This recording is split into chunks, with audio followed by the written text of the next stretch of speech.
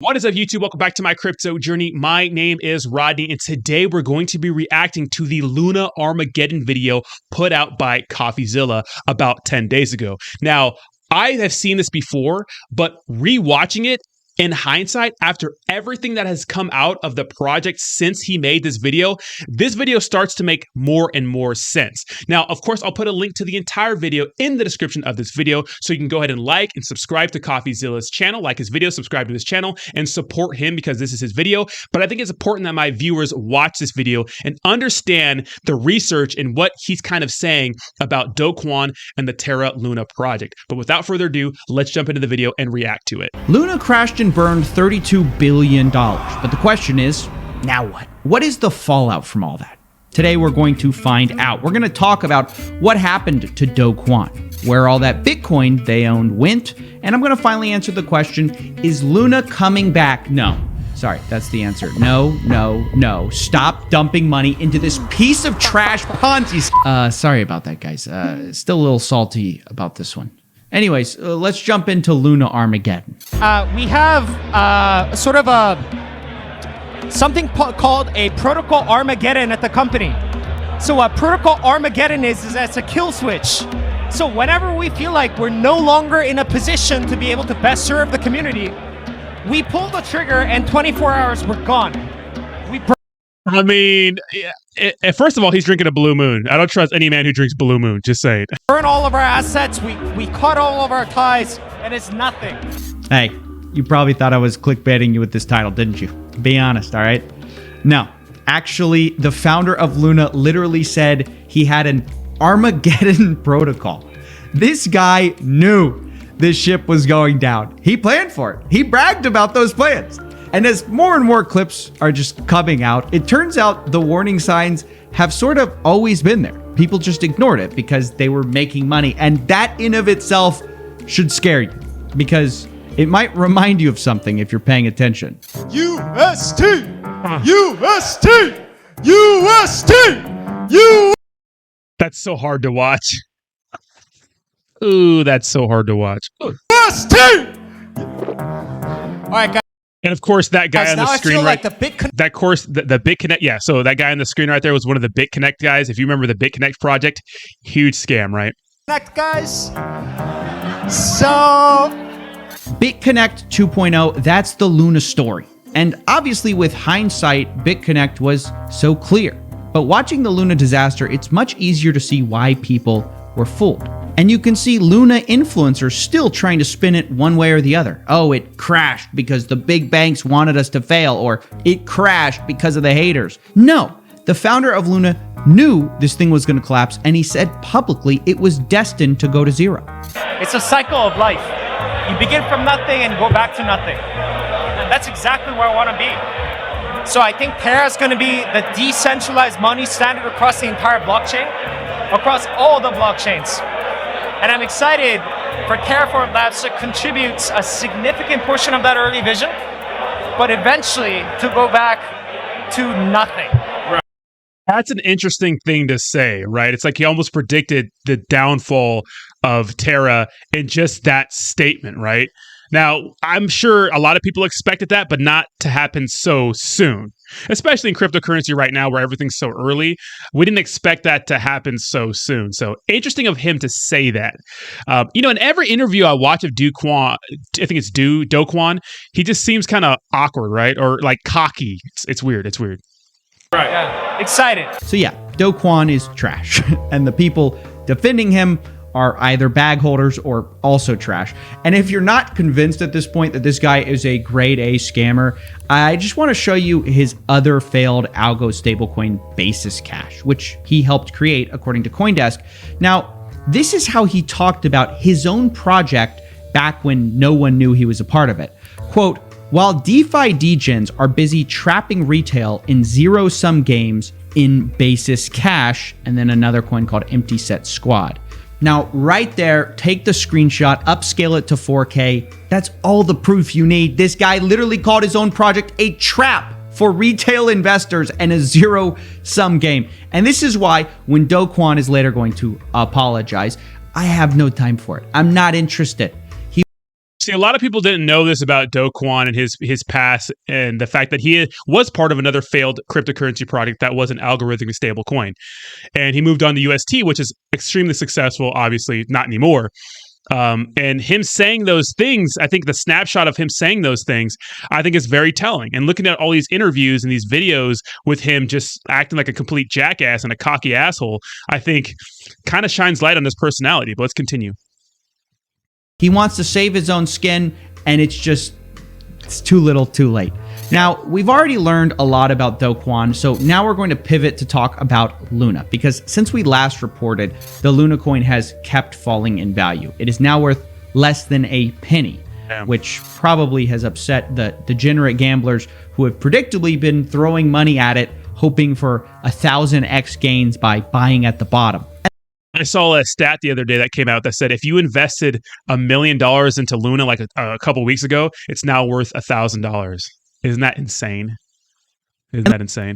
Like many degenerate gamblers, most of these traders don't understand that things can always get worse. They also don't understand math, many of them, because this person says easy 4 million if Luna reaches $1. But because Luna has hyperinflated to 6.5 trillion Luna compared to only 300 million 10 days ago, if Luna were to hit $1, it would be worth 5 times more than the entire global crypto markets. It's not going to happen. So when it comes to Luna reaching $1 or 1 cent, you have to understand that the supply is too high right now. It's like a 6.9 trillion supply right now. So theoretically, if Luna were to go to $1, each of those shares would be worth $1. So Luna's market cap would be 6.9 trillion. The entire cryptocurrency market right now is 1.3 trillion. And that's with like Bitcoin and everything, right? The entire cryptocurrency market. So it's not going to happen unless they burn a lot of the supply. And that's what people are pushing for, massive burns. But you can't burn at a rate like that. So $1 is not possible anytime soon. Now, on the other hand, many Luna investors aren't delusional. They're just angry. So angry, in fact, that one of them decided to allegedly break into Dokuan's house in South Korea, which obviously is disgusting, and I don't endorse a vigilante justice in any of this. But what I can endorse, and do endorse, is a different group of investors who unfriended their buddy after he got them to put their life savings into Luna. He says, quote, "My friends who I recommended Luna to all hate me now," which I think is a fair exchange for life savings. Now, in response to this guy losing friends, the UK government decided that they were going to finally step in and regulate stablecoins. Actually, that's probably not right, but let's pretend it is for the sake of this segue. A Treasury spokesman for the Queen said in a statement, "The government has been clear that certain stablecoins are not suitable for payment purposes, as they share characteristics with unbacked crypto assets," clearly targeting the Luna coin here. But I think the broader lesson is just that algorithmic stablecoins don't work. They're like a perpetual energy machine, or SNL being funny in 2022. It's a nice idea, but it just doesn't work in practice. But of course, that won't stop them from trying. And Luna and Dokuan are busy trying to save themselves in a We're going to get into Terra 2.0 in a second here, but some new developments that came out since this video. This is a funny a place to freeze his face, right? Is that apparently Terraform Labs owes the Korean government $78 million. Now, Dokuan has denied that claim. Like, no, we don't owe any taxes, so I don't know what the hell is going on. Dokuan, my bad. I keep calling him Dokuan. And apparently, Terraform Labs, it was dissolved in Korea days before UST crumbled, and he was saying that Dokuan was saying that that was just a big coincidence. Seems kind of suspicious to me, but let's continue. Last-ditch effort. This started with Dokuan apologizing for, quote, "the pain his invention has brought upon all of you." Now, as I said earlier, I think this apology is basically worth as much as Luna is right now, which is worthless. But the real news is what Dokuan said next. He proposed a recovery plan for the Terra ecosystem. He calls it the Terra Ecosystem Revival Plan 2. Now, like the rest of Dokuan's ideas, it's kind of terrible.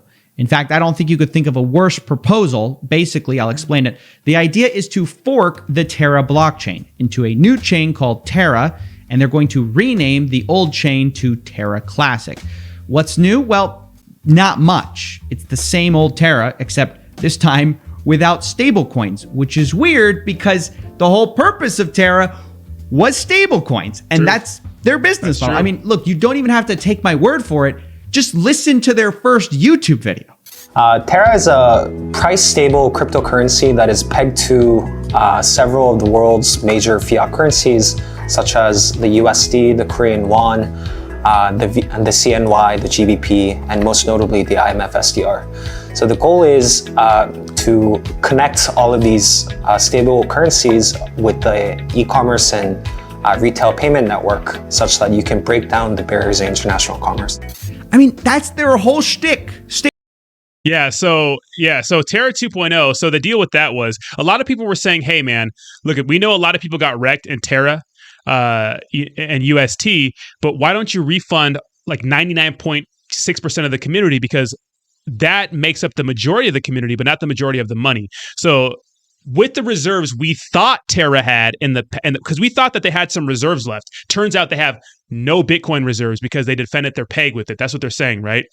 They could have repaid back all the small guys, but that's not what they wanted to do. They wanted to go ahead and create a fork and pay people back down the road once, Terra 2.0 is successful or something like that. But it's like an IOU kind of thing. Like they're going to pay you back in the future. They're going to take a snapshot of before the market started to crumble, right? Before, not the market, but Terra started to crumble, and pay back all the people who lost their ass with Terra and UST. So that's what they want to do, but they don't have the money for that now. It's just like a IOU down the road. So I don't know. People like it. I don't think it's a good idea, but whatever. Stable coins. Terra and their coin Luna without stable coins is nonsensical. It doesn't even make sense. And they say that the reason they're trying to save it is this, quote, the Terra ecosystem and its community are worth preserving. Terra's app ecosystem contains hundreds of developers, Terra Station has a large install base, and although distressed, strong brand recognition and a name that almost everyone in the world will have heard about.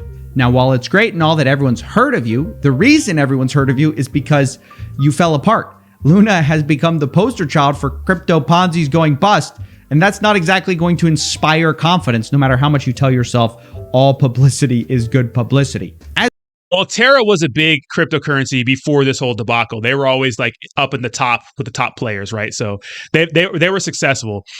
When it comes to like developers and people that were working in their ecosystem, well, Binance and Polygon have like made public statements saying like, hey, you can come over to our blockchain and, work on our, in our ecosystem, right? You can come over to the Polygon network. You can come over to the Binance network. Like CZ was like poaching, talent from the, the Terra ecosystem, because there are legit developers and coders and everything out there that are working for Terra, which crumbled, that could go over to another blockchain easily. So I think those guys will find work. I think they're going to be okay. As for the developer front, the reason so many people wanted to work on Terra is because there was so much money coming in. Billions of dollars, in fact. Developers aren't charity workers. They're not going to just stay on a project that's hopelessly lost its way and deviated from its core promise, stablecoins. So forgive me if I'm a little skeptical. It's like if Theranos said they're ditching the whole blood testing thing to become a Steve Jobs lookalike merch company. It's just not going to work. And if I sound like I'm being critical, I want to say a lot of other people think this plan is also equally a disaster. In fact, the CEO of Binance tweeted SMH and said, this won't work. Forking doesn't give the new fork any value. That's wishful thinking. And finally, he brings up a super important question. He says, where is all the Bitcoin that was supposed to be used as reserves? And this is a really important question. I mean, the whole reason Luna was supposed to be unbreakable and you could have confidence in it was this 80,000 Bitcoin they bought that they were going to defend the peg with. And so apparently they did defend the peg with all the Bitcoin. That's what they're saying. They're saying that's where it all went. So later, Luna Foundation Guard actually posted that update and they said, well, they spent it. It's gone. 80,000 Bitcoin down the drain trying to buy UST, all in vain. Now, I should say Terra was accused of bailing out crypto whales with this money in a post by the New Money Review. But LFG denies insiders were bought out. And since no real proof has come out either way, I'm going to withhold judgment until I get more evidence. That's what I said when BlackRock and Citadel were accused with no evidence. And that's what I'm going to say now when Luna is accused of market manipulation with, frankly, not enough evidence. We just don't know yet. And at the same time, it also kind of doesn't matter. Either way, Luna doesn't really have any money left. And that's why it puts them in a weird position when they claim they want to help small investors and compensate them. They say this in a tweet, but given that they've spent the vast majority of their money, it's a bit like offering someone a ride when you're out of gas. Still, the crypto community is very enthusiastic about a bailout. And I have to say, I find it kind of ironic. People rediscovering why basic financial regulation exists in the first place. Here's the good part. Vitalik, the founder of Ethereum, called for, quote, coordinated sympathy for the average UST smallholder in the form of a bailout. And then he cited American federal FDIC insurance as precedent, which is just like, this is federally backed programs created by Congress. Like, you can't have it both ways. You can't be anti-centralization when it suits you, and then the moment everything goes south, be like, yo, but that bailout though. I mean, don't get me wrong. I'm very pro crypto regulation, but it's just kind of amusing watching people rediscover things that already have existed. Anyways, that's basically what I wanted to talk about. Pump the stock, and thanks for watching. Again, make sure you go hit up CoffeeZilla. I'll put the link to his video in the description down below. Go like his video, subscribe to his channel, share all that good stuff. I wanted to cover this video on my channel because I think it's very important for my subscribers to watch, because a lot of people don't watch CoffeeZilla that are for my channel. But he's a very realistic guy. Took down SafeMoon. Doesn't really like what we do in the shitcoin space, you know. And I'm hip to a lot of the things that happen in our space, right? And he's just calling out Terra for some obvious, you know, wrongdoings right now. And the thing is, like, we don't know what happened to the Bitcoin reserves. We don't know if they bailed out their largest holders, but we know that it would have been right for them to reimburse all the smaller guys, since paying them back would have been literally pennies. But people don't do that, right? They want to pay back their whales. And I think the way they're going to do that is pay back big money that was in their project, is to create a fork of Luna and theoretically pay them back down the road. So let me know what you think in the comments down below. What did you think of this video? Again, very, very good work from CoffeeZilla. The best internet detective out there, and I'm interested to see what he follows up with. So make sure you like my video, subscribe to my channel, follow me on Twitter, follow me on Instagram. Links to everything are in the description below. Thank you so much for watching, and I'll talk to you soon. Peace.